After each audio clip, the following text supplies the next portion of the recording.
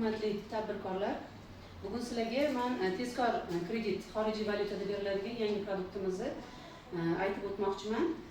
Ular yuridik shaxs va yuridik shaxs maqomiga ega bo'lmagan tadbirkorlar tadbirkorlik subyektiga ajratiladi. Kimlarga beriladi kredit? Qarz oluvchilarga qo'yiladigan talablarimiz salbiy kredit tarixiga ega bo'lmasligingiz kerak. Kredit tarixingiz KTM chorli deymiz-ku, xuddi shunaqa salbiy kredit tarixiga ega bo'lmasligi kerak. Kredit maqsadsiz hisoblanadi. Masalan, tekshirilmaydi. O'zingizni xohlagan anaqangizga ishlatishingiz mumkin. Tashkilotchining ulushi talab etilmaydi. Masalan, o'zingizni YTT o'zini ulushidan deyiladi-ku, o'sha joyi talab etilmaydi. Kredit muddati 36 oygacha, imtiyozli davri 6 oy, imtiyozli davri ham bor.